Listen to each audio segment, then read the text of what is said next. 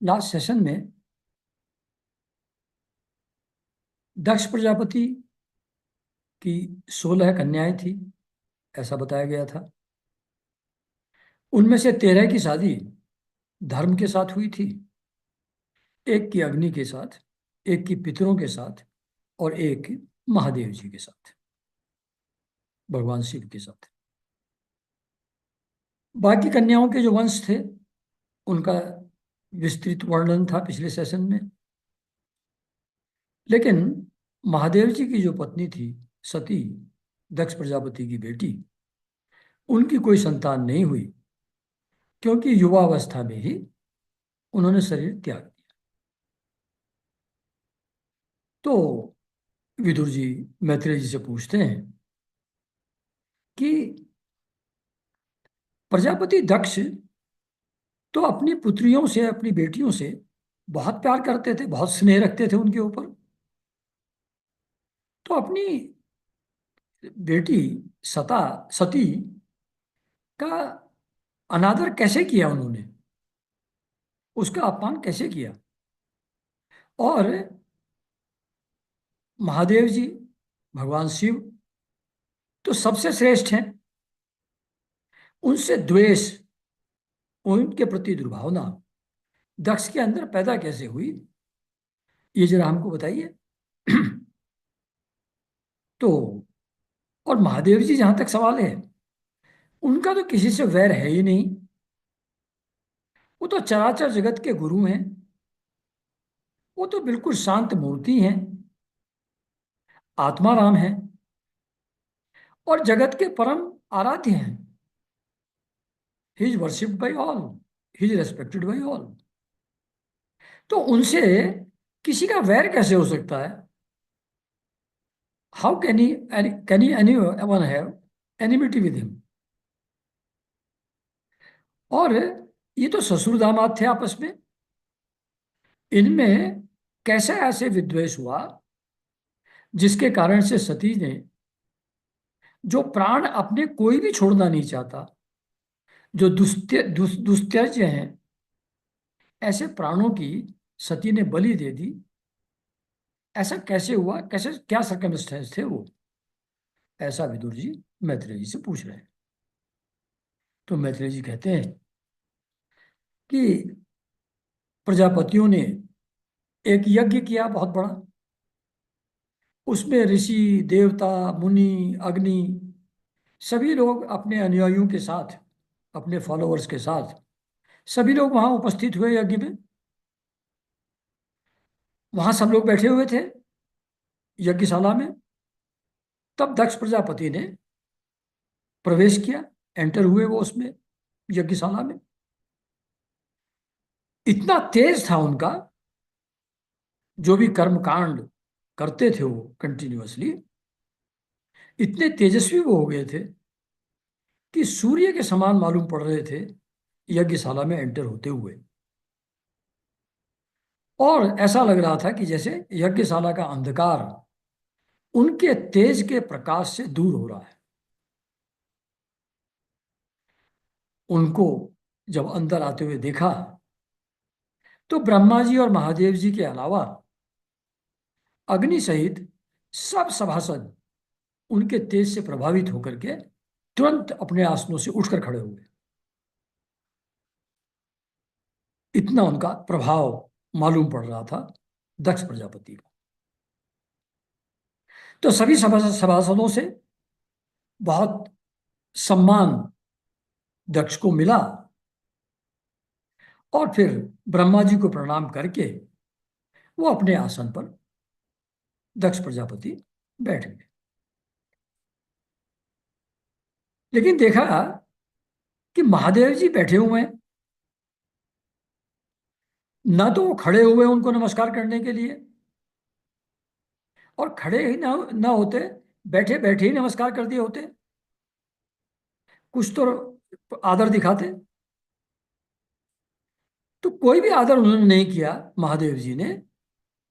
तो उस बात से वो क्रोधित हो गए दक्ष प्रजापति, उनके इस व्यवहार को वो सहन नहीं कर सके, और क्रोध में टेढ़ी नजर से ऐसे देखा उनकी तरफ कि जैसे जला डालेंगे महादेव जी को। और फिर उस क्रोध की मुद्रा में वो बोले, दक्ष प्रजापति, कि हे देवताओं, हे अग्नियों, हे ब्रह्म ऋषियों, आप सब लोग मेरी बात सुने। मैं जो बात कहने जा रहा हूं, ये नासमझी की से नहीं कह रहा हूं, और द्वेष भावना से भी नहीं कह रहा हूं। मैं कह रहा हूं एक नॉर्मल शिष्टाचार के बारे में, कि ये जो महादेव बैठा है, ये निर्लज्ज, शर्म हया सब त्याग दिए इसने, ये समस्त लोकपालों की पवित्र कीर्ति को धूल में मिला रहा है। देखिए, इस घमंडी ने सत्पुरुषों का जो आचरण है उसको कैसे लांछित और मटिया मेट कर दिया है। ये बंदर जैसे आंखें हैं इसकी, और मेरी इतनी सावित्री सरीखी ऐसी सुंदर मृगनयनी कन्या, ये मैंने इसकी शादी मैंने अग्नि और ब्राह्मणों के सामने इससे की थी। जब इसकी शादी की मैंने अपनी बेटी से, तो ये तो मेरे पुत्र के समान हो गया। तो फैक्ट तो ये है, रीजनेबल बात तो ये है कि इसको उठ करके मेरा स्वागत करना चाहिए था। मैं इसका ससुर हूं, पर इसने तो वाणी से भी नमस्कार मुझको नहीं किया। खड़े होने की तो बात छोड़ो। तो ये तो वही बात हो गई कि जैसे कोई शूद्र को वेद पढ़ा दे, इस प्रकार इच्छा न होते हुए भी भावीवश, भाग्य के कारण से, प्रारब्ध के कारण से, मैंने इसको अपनी सुकुमारी कन्या दे दी। ये सत्कर्म के बारे में तो जानते ही नहीं है। ये अपवित्र रहता है, गंदा रहता है, घमंडी है, धर्म की मर्यादा सब तोड़ दी है इसने। कोई धर्म के किसी नियम का, शास्त्रों का, किसी का पालन ये नहीं करता है। ये प्रेतों के निवास स्थान में रहता है, भयंकर शमशान में भूत प्रेतों के साथ घूमता रहता है, पागल की तरह सिर पर बाल बिखेरे रहता है, नंग धड़ंग टहलता है, कभी हंसता रहता है, कभी रोता रहता है। तो कोई मर्यादा, कोई शिष्टाचार, कोई सत्कार, किसी तरीके का व्यवहार आचरण इसके अंदर है ही नहीं। ये सारे शरीर पे चिता की भस्म लपेटे रहता है, अपवित्र भस्म, इतनी गंदी, जो मुर्दे की भस्म है। गले में भूतों की पहनने लायक नरमुंडों की माला पहनता है, गले में और बाकी शरीर में हड्डियों के बने हुए गहने पहनता है। इसका बस नाम शिव है, यह है तो पूरा का पूरा अशिव, बिल्कुल ही अमंगल रूप है। इसकी मतलब अमंगल रूप है, मतलब कि अगर इसकी छाया पड़ जाए तो सब बर्बादी हो जाए। हाँ जी। जैसी जैसा ये स्वयं पगला है, मतवाला है, ऐसे ही लोग, ऐसे ही मतवाले लोग इसको पसंद हैं, प्यारे लगते हैं। ये भूतों को, प्रेतों को, प्रमथ लोगों को, और जो दूसरे तमोगुणी जितने भी अलग अलग प्रकार के जीव हैं, उनका नेता है ये, उनको साथ लिए घूमता है। ये ब्रह्मा जी के बहकावे में आ गया मैं, जो ऐसे भूतों के सरदार से, जो बिल्कुल आचारहीन है, जो दुष्ट स्वभाव का है, ऐसे आदमी से मैंने अपनी भोली भाली बेटी ब्याह दी। मतलब अब गुस्से में इस लिमिट तक चले गए दक्ष जी, कि ब्रह्मा जी के बहकावे में आकर के, मतलब ब्रह्मा जी की भी उनको सलाह जो है, वो तो व्यू जो था, प्रपोजल था, वो अब अनुचित मालूम पड़ रहा है इस स्टेज में। तो खैर, तो विदुर जी, मैत्रेय जी कह रहे हैं, दक्ष ने इस प्रकार महादेव जी को बहुत बुरा भला कहा। पर खैर, वो ज्यों के त्यों बैठे रहे, और उन्होंने इसका कोई, इसको कॉन्ट्राडिक्ट नहीं किया, इसका कोई प्रतिकार नहीं किया, इसके बारे में कोई सफाई उन्होंने नहीं दी। वो चुपचाप जैसे पहले बैठे हुए थे, महादेव जी वैसे ही बैठे रहे। इससे दक्ष का क्रोध और बढ़ गया कि इतना कहने के बाद भी कुछ उसका रेस्पॉन्स भी नहीं दे रहा है। What is this nonsense. तो और नाराज हो गए, क्रोध का पारा और ऊपर चढ़ गया। तो फिर जल में हाथ हाथ में जल लेकर के उनको शाप देने के लिए तैयार हो गए। तो दक्ष ने कहा कि यह महादेव देवताओं में बड़ा ही अधम है, बहुत ही निम्न नीच किस्म का है। अब इसे इंद्र उपेंद्र आदि देवताओं के साथ यज्ञ का भाग न मिले। तो नॉर्मल जो ट्रेडिशन है कि यज्ञ यज्ञ में जो आहुति दी जाती है उसका भाग अलग अलग देवताओं को समर्पित किया जाता है यज्ञ में। तो उसमें से एक भाग महादेव जी का भी रहता था। तो उन्होंने कहा हैंस फोर्थ महादेव जी को यज्ञ का भाग नहीं दिया जाएगा, भाग न मिले ऐसा शाप दक्ष जी ने महादेव जी को दिया। जो मुख्य मुख्य सभासद थे उन्होंने बहुत मना किया, लेकिन किसी की उन्होंने नहीं सुनी और शाप दे ही दिया। और फिर क्रोधित होकर के हाथ पैर पटकते हुए निकल गए सभा से और अपने घर चले गए। जब ये सब हो चुका तो शंकर जी के जो फॉलोवर थे उनमें सबसे प्रोमिनेंट हैं नंदी। तो नंदीश्वर को बहुत क्रोध आया जब ऐसा शाप उन्होंने सुना महादेव जी के बारे में। और उन्होंने दक्ष और उनके ब्राह्मणों को, जिन्होंने दक्ष के दुर्वचनों का अनुमोदन किया था, बड़ा भयंकर शाप दिया।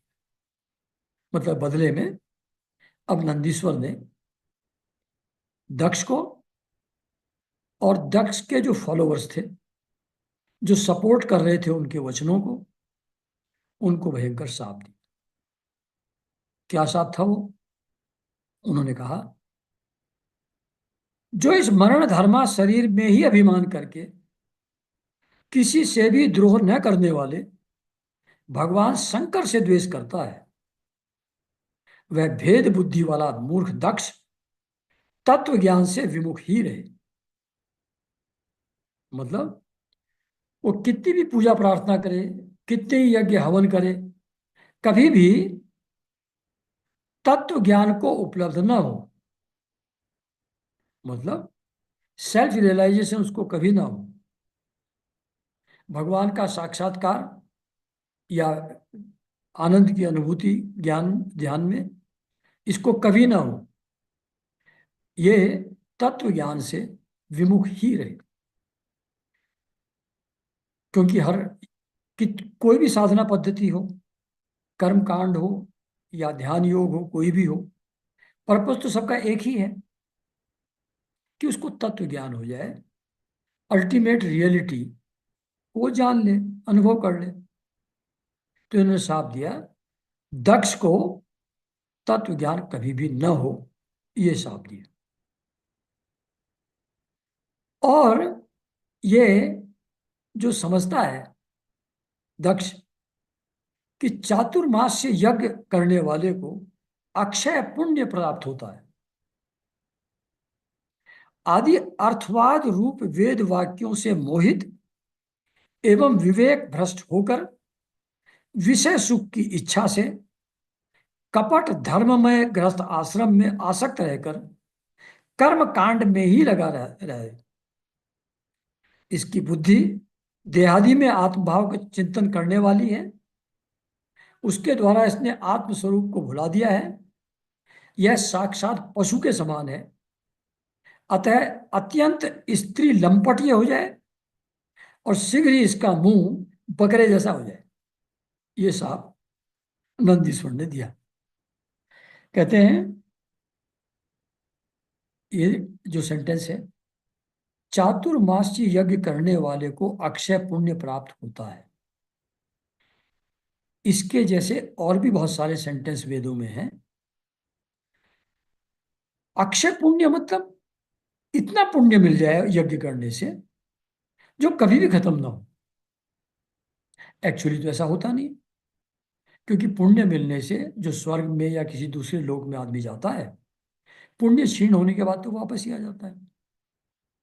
लेकिन लोगों को उस तरफ लगाए रखने के लिए, धर्म की तरफ लगाए रखने के लिए ऐसे ऐसे अर्थवाद रूप वेद वाक्य रहते हैं। मतलब जस्ट इंडिकेट करते हैं, इशारा करते हैं। वो एक्चुअली वैसा ही है ऐसा नहीं है, वो कहने का एक तरीका है। अर्थवाद, अर्थवाद रूप वेद वाक्य। अर्थवाद रूप का मतलब है कि वो लिटरली एक्चुअली वैसा नहीं है, लेकिन एक पॉजिटिव तरफ डायरेक्ट करने के लिए, जैसे किसी को कहा जाता है बच्चे को कि बेटा ये खा लो, जो कड़वी दवाई है कुछ है, तो तुम्हारा ये पॉजिटिव हो जाएगा, ये पॉजिटिव हो जाएगा। उसको लॉलीपॉप कुछ दिखाते हैं या खिलाते हैं, एक प्रलोभन देते हैं। ऐसे ही वेदों में प्रलोभन दिए हुए हैं जिससे आदमी सत्कर्म की तरफ लगे, धर्म की तरफ लगे। उसका मतलब ये नहीं है कि एग्जैक्टली वैसा ही होता है जैसा वहां लिखा है। तो इसको कहते हैं अर्थवाद, इस एस्पेक्ट वेदों के। तो ये उन चीजों को बिल्कुल सत्य मान करके विवेक बुद्धि इसके अंदर न रहे और सारे काम विषय सुख के लिए ही जीवन भर करता रहे, गृहस्थ आश्रम को ही अल्टीमेट चीज समझ करके उसी में आसक्त रहे, कर्म कांड के द्वारा उसी को बेहतर बनाने का प्रयास ही करता रहे, इसकी बुद्धि आत्म भाव का चिंतन न करने वाली, ये असली स्वरूप की तरफ नहीं जा रहा है। ये एक्सटर्नल सुख वैभव ही प्राप्त करने के लिए कर्म कांड में लगा रहे। उसी में लगे रहने के कारण से इसने आत्म स्वरूप को भुला दिया है। जो अपने जीवन को एक्सटर्नली बेहतर करने का प्रयास करता है, वो अच्छे और बुरे, पॉजिटिव और निगेटिव सर्कमस्टेंस को रियल समझता है, तभी तो उसको बेहतर करने की कोशिश कर रहा है।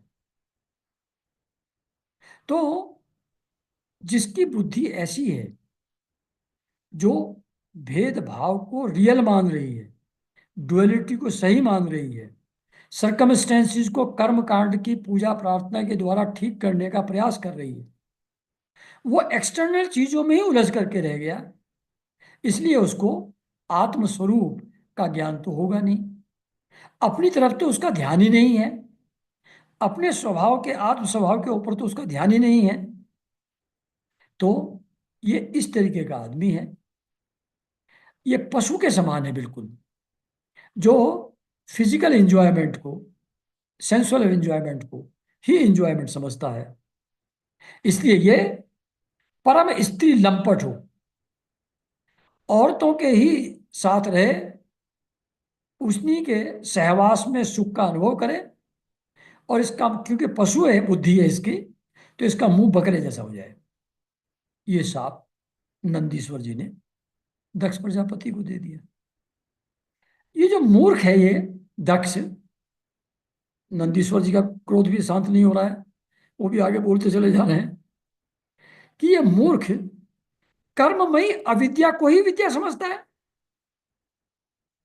कर्ममयी अविद्या मतलब वेदों में जो भी अलग अलग टाइप के संस्कार, अलग अलग टाइप की पूजा प्रार्थना के विधान, जो लाइफ को बेटर करने के लिए, परिवार का में लोग सुखी रहें, प्रॉस्पर करें, उनकी प्रसिद्धि हो, उनको ऐश्वर्य प्राप्त हो, उनको भोग प्राप्त हो, इन सब चीजों को अचीव करने के लिए जो ये कर्म कांड का सहारा लेते हैं, ये कर्म कांड अविद्या है, ये इग्नोरेंस है।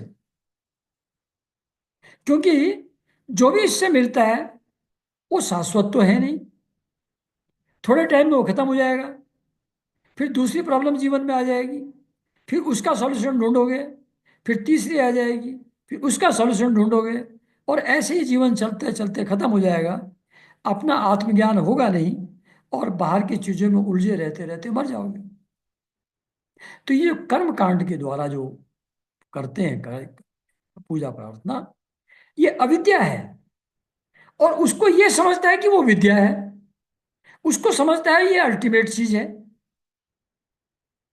तो इसलिए यह दक्ष और जो लोग भगवान शंकर का अपमान करने वाले इस दुष्ट के पीछे पीछे चलने वाले हैं, उनका कभी मोक्ष ना हो, कभी मुक्ति ना हो, वो इस जन्म मरण रूप संसार के चक्र में ही पड़े रहें। दक्ष के फॉलोअर्स, जो कर्म कांड के फॉलोअर्स हैं, जन्म मरण के चक्कर में पड़े रहें, उनको कभी भी मोक्ष या मुक्ति प्राप्त न हो। ये दक्ष, ये जो वेदवाणी रूप लता में फल श्रुति है, एक मनमोहक तरीके से वेदों में लिखा हुआ है, उसका रियल आशय कुछ और है। लेकिन रियल आशय को तो ये समझते नहीं, ये उसको लिटरली करेक्ट मान लेते हैं जो सेंटेंस लिखा हुआ है वहां। ये तो एक कहने का तरीका है। तो लिखा है यहां, वेदवाणी रूप लता फल श्रुति रूप पुष्पों से सुशोभित है, उसके कर्म फल रूप मनमोहक गंध से इनके चित्त क्षुब्ध हो रहे हैं। उसमें जो सब्ज बाग दिखाए जा रहे हैं, उससे क्या क्या कमाल की चीजें मिल जाएंगी इनको भोग की, जिससे जीवन में इनका सुख और आनंद बढ़ जाएगा। ऐसे मनमोहक गंध जैसे फल पुष्पों से सुशोभित है ये वेदलता, उससे इनका माइंड डिस्टर्ब हो रहा है, क्षुब्ध हो रहा है, चंचल हो रहा है। उसको पढ़ पढ़ करके वही सब पाने की इच्छा कर रहे हैं जो उसमें लिखा हुआ है। जो ये जितने दक्ष जैसे लोग हैं, जो शंकर द्रोही हैं, ये कर्मों के जाल में ही पड़े रहे, फंसे रहे। अच्छे कर्म करते रहे, उसका फल भोगते रहे, फिर बुरे कर्म करते हैं, उसका फल भोगते रहे, और ऐसे जन्म मरण के चक्कर में लोग पड़े रहे, कभी भी इससे निकल ना पाए। ये ब्राह्मण लोग भक्ष्य अभक्ष्य के विचार को छोड़कर केवल पेट पालने के लिए ही विद्या तप और व्रत का आश्रय ले। मतलब क्या खाने योग्य है, क्या खाने योग्य नहीं है, क्या पाने योग्य है, क्या पाने योग्य नहीं है, इस चीज को न समझते हुए, इस विचार को छोड़ते हुए, सिर्फ अपना पेट पालने के लिए अपनी विद्या तप और व्रत का आश्रय सिर्फ पेट पालने के लिए लें, विद्या का प्रयोग पेट पालने के लिए लें, तपस्या और व्रत आदि का यूज अपने पेट पालने के लिए लें, और धन शरीर और इंद्रिय के सुख को ही सुख मानकर उन्हीं के गुलाम बनकर दुनिया में भीख मांगते भटका करें। बहुत नाराज हो गए नंदीश्वर जी। तो कहते हैं कि इंद्रियों के सुख को ही सुख मान करके, परम सुख मान करके, धन और शरीर को ही परम वस्तु मान करके, उन्हीं के गुलाम बन करके भीख मांगते हुए ये सारी दुनिया में घूमते रहे ब्राह्मण लोग। तो ब्राह्मण कुल के लिए ऐसा खतरनाक शाप नंदीश्वर जी ने दे दिया। इस शाप को सुन करके एक दूसरे महानुभाव वहां बैठे हुए थे, वो थे भृगु ऋषि। भृगु ऋषि दक्ष प्रजापति के आदमी थे, उनके फॉलोवर थे। तो जो भृगु जी थे वो नाराज हो गए जब नंदीश्वर ने दक्ष और दक्ष के फॉलोवर को, जो कर्म कांड में लोग लगे हुए हैं उनको, जब ऐसा शाप दिया कि इनको कभी आत्मज्ञान न हो और ये अपने ज्ञान का योग सिर्फ पैसा कमा करके पेट पालने में लगाएं, स्त्रियों के पीछे घूमते रहें और भीख मांगा करें दुनिया में। जब ऐसा सुना भृगु जी ने, तो भृगु जी को क्रोध आया। तो फिर उन्होंने काउंटर शाप भृगु जी ने फिर दिया। तो भृगु जी ने कहा कि जो लोग शिव भक्त हैं और जो लोग उन भक्तों के अनुयायी हैं, जैसे वहां कहा था ना कि जो दक्ष है और दक्ष के अनुयायी हैं, तो इन्होंने भी सबको लपेटा। भृगु जी ने भी कहा कि जो शिव भक्त हैं और जो उन भक्तों के अनुयायी हैं, उनके फॉलोअर हैं, वे सब तो शास्त्रों के विरुद्ध आचरण करने वाले हों, पाखंडी हों। ये लोग सब शौच आचार विहीन हों, मंद बुद्धि, जटा राख, हड्डियों को धारण करने वाले हैं। जो ऐसे लोग हैं जो शौच और आचार विहीन हैं, जो सफाई का बिल्कुल ध्यान नहीं रखते, आंतरिक और बाहरी, जो कोड ऑफ कंडक्ट को फॉलो नहीं करते, वेदों के, आचारहीन हैं, जो मंद बुद्धि हैं, डल माइंडेड हैं, जिनको शास्त्रों का ज्ञान भी नहीं है, जो जटा बढ़ाए हुए, राख लगाए हुए शरीर में हड्डियों को धारण करने वाले हैं, जो ऐसे गए बीते बेकार किस्म के लोग हैं, वही शैव संप्रदाय में दीक्षित हों। शिव जी के फॉलोअर वही लोग हों जो इस प्रकार के हों, जो शौच आचार विहीन हो, मंद बुद्धि हो, जटा और राख धारण करते हो, हड्डियों को धारण करने वाले हों। वही लोग शैव संप्रदाय में जाएं, जिनके लिए सुरा और आसव ही देवताओं के समान आदरणीय है। जो पांच पंचमकार होते हैं, वो पंचमकार को ही आदरणीय समझते हो, ऐसे इनके सारे फॉलोवर वही लोग बने जो इस तरीके की मंदबुद्धि लोग हैं। अरे तुम लोग, मतलब जो शिव के फॉलोवर्स हैं, तुम धर्म मर्यादा के संस्थापक और वर्णाश्रमियों के रक्षक वेद और ब्राह्मणों की निंदा करते हो। जो वेद हैं वो तो भगवान के मुख से निकले हुए शब्द हैं, तुम वेदों के अगेंस्ट बोल रहे हो, ब्राह्मणों की निंदा कर रहे हो, जो वर्णाश्रम की व्यवस्था को बनाए हुए हैं। इससे मालूम होता है कि तुम सब लोगों ने पाखंड का आश्रय लिया हुआ है, ज्ञान धर्म तुमको कुछ पता नहीं है। ये जो वेद मार्ग है, यही तो लोगों के लिए कल्याणकारी है, यही तो सनातन मार्ग है, यही तो सनातन धर्म है। सब पुराने जितने ग्रेट ऋषि मुनि हुए हैं, वो सब इसी मार्ग पर चलते हुए आए हैं। वेद मार्ग पर ही वो लोग चले हैं जो कल्याणकारी है और सनातन मार्ग है। और इसके जो मूल है वो तो साक्षात भगवान विष्णु है। और तुम लोग, मतलब शिव जी के फॉलोअर, सतपुरुषों के परम पवित्र सनातन मार्ग स्वरूप वेद की निंदा करते हो। इसलिए तुम लोग उस पाखंड मार्ग में जाओ जिसमें भूतों के सरदार तुम्हारे इष्ट देव निवास करते हैं। तो विदुर जी को मैत्रेय जी कह रहे हैं, भृगु ऋषि के लिए इस प्रकार शाप देने पर, अच्छा, भृगु ऋषि के इस प्रकार शाप देने पर भगवान शंकर कुछ खिन्न से हो गए और वहां से अपने अनुयायियों के सहित चल दिए। मतलब अभी तक ये जो सब सांप और काउंटर सांप, सांप और काउंटर सांप चल रहे थे, उनको महादेव जी बैठे बैठे सुन रहे थे। फिर थोड़ा सा दुखी होकर के, खिन्न होकर के अपने अनुयायियों के साथ उस सभा से चले गए। और दूसरे जो प्रजापति लोग वहां पार्टिसिपेट कर रहे थे उस यज्ञ में, जहां पर पुरुषोत्तम हरि ही उपास्य देव थे। ये यज्ञ एक्चुअली 1000 साल में समाप्त होने वाला था, पर एक ही दिन में समाप्त हो गया, पहले ही दिन। पहले दिन ऐसी स्थिति बन गई, तो उसे समाप्त कर दिया फिर प्रजापतियों ने। और फिर गंगा यमुना के संगम में स्नान करके प्रसन्न मन से, ये कमाल की बात है, ऐसी स्थिति में ये जो प्रजापति लोग थे प्रसन्न मन से अपने अपने स्थानों को चले गए।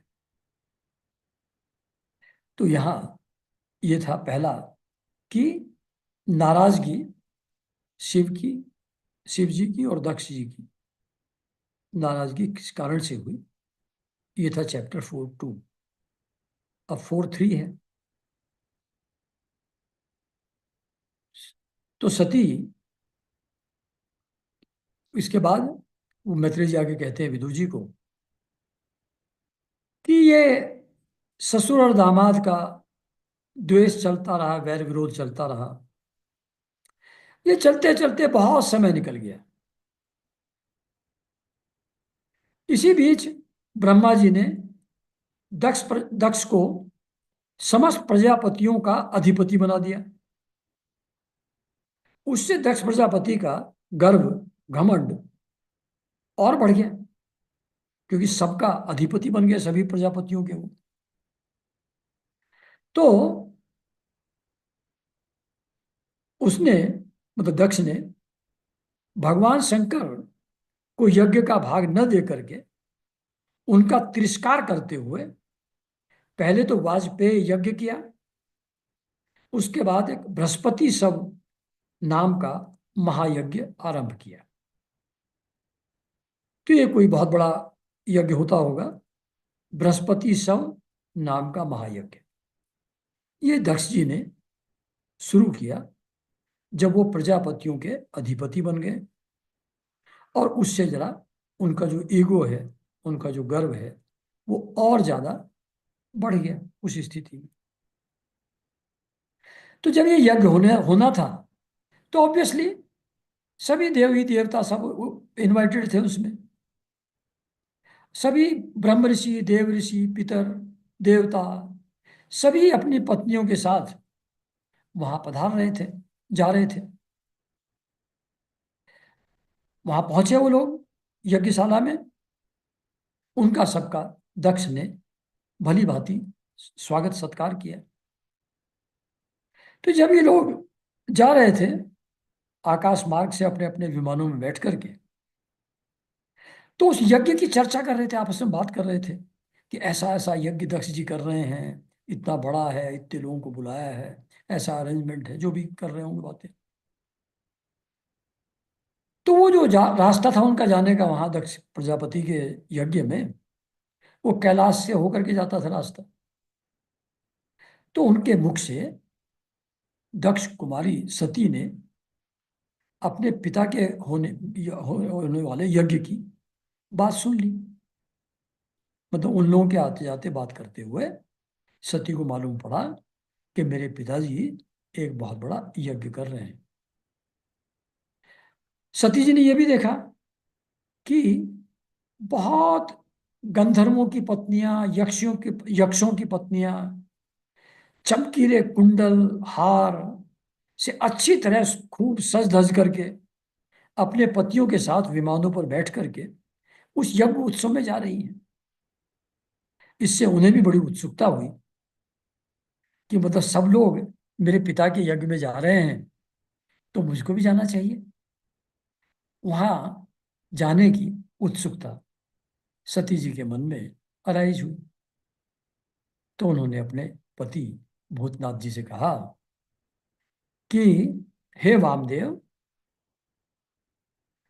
मैंने सुना है कि आपके ससुर दक्ष प्रजापति के यहाँ एक बहुत बड़ा यज्ञ हो रहा है, और देखिए सारे देवता जो है ना, ये वहीं जा रहे हैं। तो पहले जरा हल्के से बोलती है, यदि आपकी इच्छा तो हम भी चले हैं। मतलब जाना तो सुविधा है, लेकिन कहने का स्टाइल है, यदि आपकी इच्छा तो हम भी चले। तो वहां जो यज्ञ हो रहा होगा तो वहाँ मेरी बहनें भी आएंगी, उनके पति लोग भी आएंगे, मेरी मौसी लोग आएंगी, सब लोग आएंगे वहाँ। उन सब से मुलाकात होगी, और फिर वो अच्छे कपड़े गहने उपहार देंगी मुझको। तो मेरा भी मन है कि मैं भी वहाँ अपने जो पतियों से सम्मानित मेरी मौसियाँ हैं, बहनें हैं, मेरी माँ हैं, उनको देखने का मन मेरा भी बहुत दिनों से उत्सुक है। तो और इसके अलावा उनसे मिलना तो होगा ही, और जो महर्षि लोगों ने इतना श्रेष्ठ यज्ञ का आयोजन किया है, वो यज्ञ देखने का मौका भी मिलेगा। तो हे अजन्मा प्रभु, आप तो इस जगत के उत्पत्ति के हेतु हैं। ये जगत सो आपसे ही बना है, आपकी माया से ही रचा हुआ है ये पूरा जगत। ये परम आश्चर्यमय है।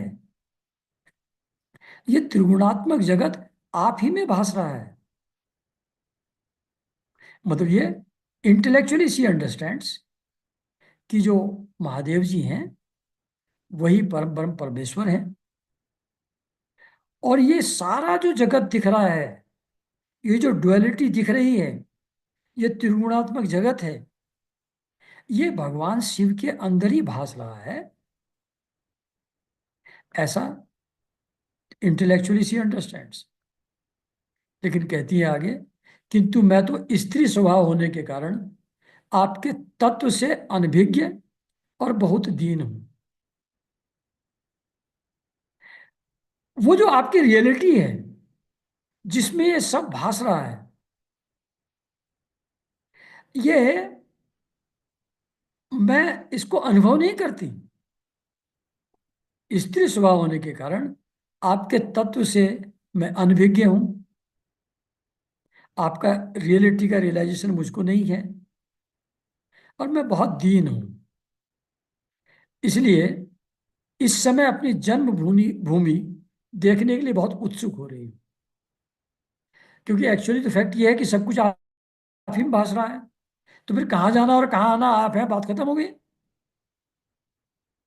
लेकिन ये मुझको अनुभव तो नहीं है ना। मुझको तो वो जो मेरी जन्मभूमि है वो एक रियल एंटिटी मालूम पड़ रही है। मुझको तो वहां जा करके अपनी मौसी बहनों माँ सब लोगों से मिलना है, उनसे गहने लेने हैं। तो मेरी बुद्धि उसी लेवल की है, मुझको उसी में रस है। इसलिए जन्म रहित नीलकंठ, देखिए ये जो औरतें जा रही हैं वहां, स्त्रियां जा रही हैं, इनमें से बहुत सारी तो ऐसी हैं जिनका दक्ष से कोई संबंध भी नहीं है, फिर भी अपने पतियों के साथ खूब सज धज कर झुंड के झुंड ये लोग वहां चली जा रही हैं। और ये जो देवांगनाएं वहां जा रही हैं, ये राजहंस के समान श्वेत विकानों से, देखिए तो ये आकाश मंडल कितना सुशोभित हो रहा है, कितने लोग जा रहे हैं वहां सज धज करके, कितना अच्छा होगा वहां। हे सुश्रेष्ठ, ऐसी अवस्था में अपने पिता के यहाँ उत्सव का समाचार पाकर उसकी बेटी का शरीर उसमें सम्मिलित होने के लिए क्यों न छटपटाएगा। और दूसरी बात यह है, सती जी आगे कहती हैं कि पति के यहाँ, गुरु के यहाँ, माता पिता के यहाँ, अपने वेल विशर सुहृदों के यहाँ तो बिना बुलाए भी जा सकते हैं। अगर आप ये कहते हो कि उन्होंने बुलाया तो हमको है नहीं, अगर ऐसा कहना चाहें आप, उस क्वेश्चन को पहले ही वार्ड ऑफ कर दे रही हैं। तो कह रही हैं कि माता पिता के यहाँ, गुरु के यहाँ, पति के यहाँ तो बिना बुलाए भी जा सकते हैं। इसलिए देव, आप मुझ पर प्रसन्न हो, और मेरी ये इच्छा आपको अवश्य पूरी करनी चाहिए। आप तो करुणामय हैं, सभी के प्रति आपका करुणा का भाव है, सभी की मनोकामना आप पूरी करते हैं। तब भी तो परम ज्ञानी होने के बावजूद आपने आधे अंग में मुझको स्थान दिया है। मैं आपकी अर्धांगनी हूं। तो मेरी इस याचना पर ध्यान दे करके मुझको अनुग्रहित करें, और मुझको ले करके आप चलें वहां। ऐसा बुहार लगाती हैं, गुहार लगाती हैं सती जी। तो मैत्रेय जी कहते हैं कि जब ये रिक्वेस्ट सती की सुनी भगवान शंकर ने, तो इमिजिएटली जो बहुत अपशब्द, जो मर्म भेदी दुर्वचन दक्ष प्रजापति ने बोले थे यज्ञ में के टाइम पर, वो सब के सब उनको स्मरण हुआ है। सब याद आ गया कि कितना गाली गलौज, कितना अपशब्द दक्ष ने मुझको किया था। तब भी वो हंसकर बोले, भगवान शंकर ने कहा कि हे सुंदरी, तुमने जो कहा कि अपनी बंधुजन के यहां बिना बुलाए भी जा सकते हैं, ये तो बिल्कुल ठीक बात है। कोई इनविटेशन थोड़ी चाहिए अपने लोगों के यहाँ जाने के लिए। लेकिन ऐसा तभी करना चाहिए जब जिसको आप बंधु कह रहे हैं वो प्रबल देहाभिमान के कारण से इगोइस्ट ना हो गया हो, और क्रोध के कारण से द्वेष दोष युक्त न हो गया। अगर उसके अंदर आपके प्रति द्वेष और दोष न दिखता हो उसको, वो मद और क्रोध में लिप्त न हो, तभी जाना चाहिए अपने बंधु बांधवों के यहाँ। अगर वो आपसे नफरत करते हैं, आपके अगेंस्ट सोचते हैं, तब नहीं जाना चाहिए। तो मतलब बंधु बांधवों के यहाँ बिना बुलाए भी जा सकते हैं, पति के गुरु के यहाँ बिना बुलाए भी जा सकते हैं। इसमें एक राइडर है, वो ये है कि अगर वो आपसे नाराजगी न रखते हो, द्वेष न रखते हो, तो जाना चाहिए बिना बुलाए, नॉट अदरवाइज। ये जो विद्या है, तप है, धन है, सुदृढ़ शरीर है, युवा अवस्था है, उच्च कुल है, ये जो 6 प्रकार की पॉजिटिव चीजें हैं आदमी के पास, विद्या, तप, धन, सुदृढ़ शरीर, युवा अवस्था, उच्च कुल, ये जो 6 चीजें हैं, ये सत्पुरुषों में तो गुण हैं। लेकिन यही चीजें अगर नीच पुरुषों को प्राप्त हो जाए, नीच पुरुष को अगर विद्या, तप, धन, शरीर और युवावस्था और अच्छे कुल में जन्म हो जाए नीच पुरुष का, तो ये 6 की 6 चीजें उसके लिए अवगुण हो जाती हैं, क्योंकि उससे उसका ईगो बढ़ जाता है, उसका अभिमान बढ़ जाता है, उसकी दृष्टि दोष युक्त हो जाती है, विवेक शक्ति नष्ट हो जाती है, और दूसरे आदमी को आदमी समझने को तैयार नहीं होता है। इसी कारण से वो महापुरुषों का प्रभाव भी नहीं देख पाते, वो गुरु और भगवान को भी ठीक से समझ नहीं पाते, घमंड बढ़ जाता है विद्या, धन, तप, युवावस्था और उच्च कुल में जन्म से। तो इसी मद के कारण से, इसी ईगो के कारण से, जब वो पुरुष कुटिल बुद्धि से भौं चढ़ा करके रोष भरी दृष्टि से देखते हैं, तो जो ऐसे अव्यवस्थित चित्त के लोग हैं, उनको ये कहना कि ये हमारे बांधव हैं, ऐसा समझकर कभी भी नहीं जाना चाहिए उनके यहां। जो कुटिल दृष्टि से भौं चढ़ा करके देखते हैं, रोष दृष्टि से देखते हैं, उनको ये हमारे बांधव हैं ऐसा समझ करके नहीं जाना चाहिए उनके यहाँ। और एक्सप्लेन करते हैं, समझाने की कोशिश कर रहे हैं मैडम को। कहते हैं कि देवी, शत्रुओं के बाण से शरीर बंध जाए, छल्ली छल्ली हो जाए, तो भी उतना पेन नहीं होता, उतनी व्यथा नहीं होती जितनी कुटिल बुद्धि वाले स्वजनों के कुटिल वचनों से होती है। क्योंकि बाणों से शरीर अगर छिन्न भिन्न हो जाए तो जैसे कैसे फिर भी नींद आ जाती है, लेकिन अगर मन पर चोट हो जाए, मर्म स्थान अगर विद्ध हो जाए कुवाक्यों से, तो मनुष्य का हृदय दिन रात उस पीड़ा से जलता रहता है, उससे शांत नहीं होता। हे सुंदरी, मैं जानता हूं कि जो परम उन्नति को प्राप्त हुए दक्ष प्रजापति तुम्हारे पिता हैं, अभी उनकी तूती बोल रही है। प्रजापतियों के अधिपति हैं वो, परम उन्नति को प्राप्त हो गए हैं। तो ऐसे जो दक्ष प्रजापति हैं, उनको तुम अपनी कन्याओं में सबसे अधिक प्रिय हो, मैं जानता हूं। लेकिन तुम एक चीज भूल रही हो, तुम मेरी आश्रिता हो, तुम मेरे साथ हो। इस कारण से अपने पिता से तुमको मान नहीं मिलेगा, वो तुमको आदर नहीं करेंगे, वो तुमको रिसीव नहीं करेंगे अफेक्शनेटली, क्योंकि मुझसे बहुत जलते हैं। मुझसे जलते हैं तो तुमको भी वो मान नहीं देंगे, तुमको भी प्रेम और स्नेह से नहीं बुलाएंगे। तो जो जीव की जो चित्त की वृत्ति है, वो साक्षी और अहंकार शून्य महापुरुषों की समृद्धि को देखकर जिसके हृदय में संताप और इंद्रियों में व्यथा होती है, वह पुरुष उनके पद को तो सुगमता से प्राप्त नहीं कर सकता, बस दैत्य गण जैसे श्री हरि से द्वेष मानते हैं, वैसे ही उनसे कुड़ता रहता है।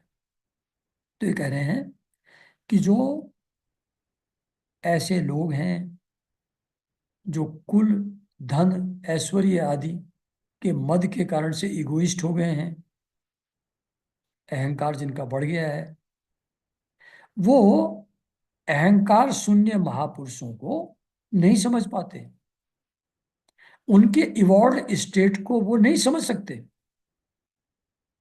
उनको देख करके इनके अंदर संताप और इंद्रियों में इनकी व्यथा पैदा होती है, ऐसे लोगों की। तो ये लोग उन महापुरुषों के पद को तो प्राप्त नहीं कर सकते, लेकिन उनसे द्वेष करते रहते हैं। तो यहां लिखा नहीं है, ब्रैकेट में है, मतलब कि ऐसे ही तुम्हारे पिता मुझसे द्वेष कर रहे हैं। उनको मेरे ऐश्वर्य का, मेरी स्थिति का उनको अंदाजा ही नहीं है। मेरे पद को तो प्राप्त वो कभी कर नहीं सकते, ये लिखा नहीं है यहाँ, पर मीनिंग ये है। तो वो तो कर नहीं सकते ये, लेकिन मुझसे द्वेष कर रहे हैं। तो फिर वो आर्गुमेंट पे ना उतर आए मैडम, इसलिए उनके जो क्वेश्चन आर्गुमेंट दे सकती हैं, उसको एनविसेज करते हुए उसको भी क्लैरिफाई करते हैं भगवान शिव। कहते हैं सुमध्य में, तुम कह सकती हो कि आपने प्रजापतियों की सभा में उनका आदर क्यों नहीं किया। अरे जब ससुर हैं तो उनको नमस्ते करने में तुमको क्या जा रहा था, उनको सत्कार क्यों नहीं किया तुमने, ऐसा तुम कह सकती हो। तो उसके कारण से नाराज हुए ना, तो शुरुआत तो आपने की है ना, ऐसा तुम कह सकती हो। लेकिन फैक्ट ये है कि ये जो शिष्टाचार की चीजें हैं, खड़े होना, सामने जाना, नम्रता दिखाना, प्रणाम करना, इस टाइप की जो क्रियाएं हैं, जो लोक व्यवहार में सब एक दूसरे के लिए करते हैं, तो तत्व ज्ञानी उसको बहुत अच्छी तरीके से करते हैं। They do not ignore it. तो मैंने क्यों इग्नोर किया, उसका कारण क्या है। तो कहते हैं कि मैं अंतर्यामी रूप से सबके अंतःकरण में स्थित परम वासुदेव को ही प्रणाम करता हूं, देहाभिमानी पुरुष को नहीं करता। जो इगोइस्ट है उसको नमस्कार मैं नहीं करता। जो विशुद्ध अंतःकरण है, जहां मद, कामना, ये सब चीज जिसमें नहीं है, विशुद्ध अंतःकरण, उसी को वसुदेव कहते हैं। क्योंकि ऐसे ही शांत चित्त में, अंतःकरण में भगवान वासुदेव का डायरेक्ट एक्सपीरियंस, अपरोक्ष अनुभव होता है।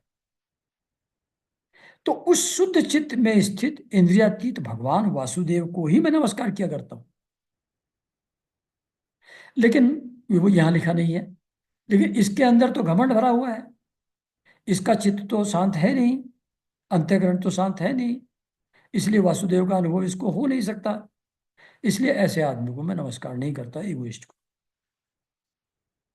इसलिए प्रिय, जिसने प्रजापतियों के यज्ञ में मेरे द्वारा कोई अपराध न होने पर भी कटु वाक्यों से मेरा तिरस्कार किया था, वो दक्ष यद्यपि तुम्हारे शरीर को उत्पन्न करने वाला पिता है, तो भी मेरा शत्रु होने के कारण तुम्हें उसे अथवा उसके अनुयायियों को देखने का विचार भी नहीं करना चाहिए।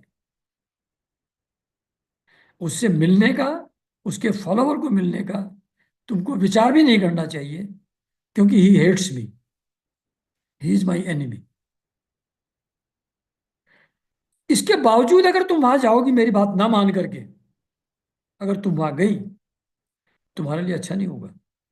ये धमकी नहीं है, ये समझाने का प्रयास है। मान के नहीं जाओगी तो तुम्हारे लिए अच्छा नहीं होगा, मतलब ये खुद नाराज हो जाएंगे, ऐसा नहीं है। कह रहे हैं क्योंकि जब किसी प्रतिष्ठित व्यक्ति का अपने आत्मीय जनों के द्वारा अपमान होता है, तब वह तत्काल उनकी मृत्यु का कारण हो जाता है। तुम वहां जाओगी, तुमको वहां प्रतिष्ठा मिलेगी नहीं, तुम्हारा वहां अपमान होगा, तो वो तुम्हारी मृत्यु का कारण हो जाएगा। इसलिए मेरी बात मान लो, मत जाओ। काफी प्लीज प्लीज कहा, लेकिन सती जी नहीं मानी। तो फिर उसके बाद क्या हुआ, वो अगले संडे, नेक्स्ट चैप्टर, सती का अग्नि में प्रवेश, वो अगले संडे आएगा, अध्याय 4:4। तो यहाँ आज का सेशन समाप्त करते हैं। अगले संडे फिर मिलेंगे इस कहानी को आगे बढ़ाते हुए। नमस्कार।